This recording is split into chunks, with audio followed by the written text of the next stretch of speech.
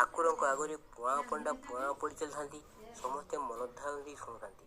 ସେମାନଙ୍କ ମଧ୍ୟରେ ଜଣେ ବିଧବା ମହିଳା ଆଖିରୁ ଲୁହ ଝରୁଥିବାର ପୁଆଁ ପଣ୍ଡା ଲକ୍ଷ୍ୟ କରୁଥିଲେ।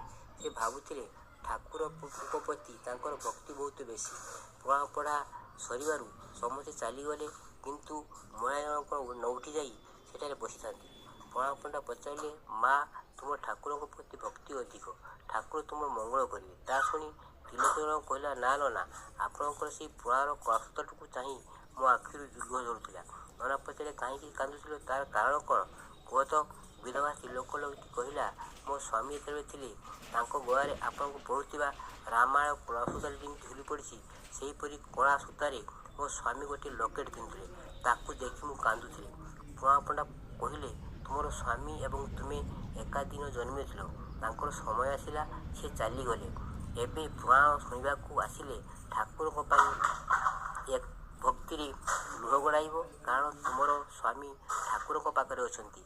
ତୁମ ମଲା ପରେ ସେ ତୁମକୁ ତୁମ ସ୍ୱାମୀ ସଙ୍ଗରେ ଦେଖା କରାଇଦେବେ। ହଁ ଦର୍ଶକ ବନ୍ଧୁ, ଯିଏ ମରିଯାଏ ତା ପାଇଁ ଲୁହ ନ ଗଡ଼ାଇ ଠାକୁରଙ୍କ ପାଇଁ ଲୁହ ଗଡ଼ାଇଲେ ପରମ ଶାନ୍ତି ପାଇବେ।